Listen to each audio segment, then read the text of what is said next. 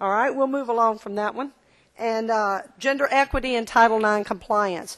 A set of assumptions were made and given to us by the Chancellor and the Feasibility Committee when the decision was made to add football. And one was that we will certainly remain compliant with Title IX. Our first women's sport will be added 3 years after we add football, and that will start in 2016. And we will add up to 2 additional sports each 3-year period after that. We want to make sure we do it right.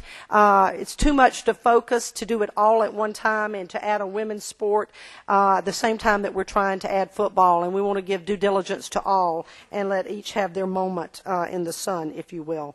We will utilize the Campus Gender Equity Committee to help us identify the sports that we will intend to add. And there'll be some factors that we look at when we try to determine what those sports will be. Roster size and participation numbers will certainly be one of them. The capital needs and the facility needs for the various sports, and whether the conference we are in at that time sponsors that sport so that we have natural competition in place and the regional competition available as well. And as we move through this game day experience, the amenities that we're going to have as a result of building this brand new stadium, we're going to have permanent concession stands and restrooms. We're going to have hospitality areas and all around tailgating areas. In tailgating, we have that is a primary focus of the Student Affairs Committee right now. And they're developing policies, and there is student leadership certainly on that committee. We got a report from that committee, our athletic department staff did, in our staff meeting on Tuesday to show exactly where they are in that process. And it is a work in progress right now, and they are working very hard to get us as much information as possible. We learned a tremendous amount from Old Dominion University when we visited them. We couldn't have had a more valuable trip or tool anywhere. We couldn't have paid consultants to get us the amount of information and good information that we got from them. Parking and transportation, process of identifying specific lots for use on campus and specific tailgating lots. That one really is a moving target because some of the lots that can be used right now, identified for tailgating lots, may not be surface lots in 2013. So those are issues that we're dealing with. It looks real good right now. We don't know in 2013. So moving target. Marching band. It is indefinite right now when we will have a marching band. That is one of those budgetary items that we just don't have in place right now. So that you know what it costs for a marching band.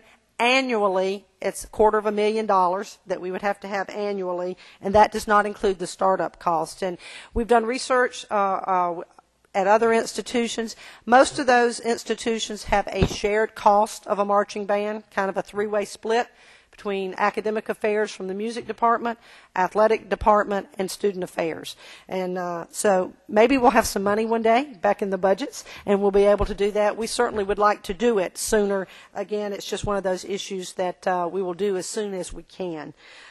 Student ticketing, again, I mentioned that John George is working with the student committee on plans for entry for the students, seat assignments, and distributions of tickets. And I think most of the students are aware, but others in the room may not be. You're going to get 7,000 seats. You are paying for this stadium, so you're going to get good seats. Remember where your seats are in Halton Arena. The same thing happened there, so we're going to take care of you and look forward to you coming out and being the main supporters for us. Homecoming, the official homecoming event that we have had has centered around basketball. That will switch to football in the fall. But the university and the student committee is certainly looking at replacing another event during basketball season, and we're calling it kind of the winter-spring part of the basketball season with some other type of focus for students at that time as well. Next steps for us, the Chancellor mentioned the groundbreaking on April the 28th, and we hope we will at that point start having a webcam in place where you can check regularly and see the updates on the construction and what's going on and follow the construction. Head coach will be hired by April 1, I hope, 2011, and he will be at liberty to hire 3 additional football coaching staff members pretty much immediately at his discretion to hit the road recruiting pretty rapidly. We have a lot of inroads to make with the high school coaches in the state and throughout to start getting young men geared to play for the 49ers.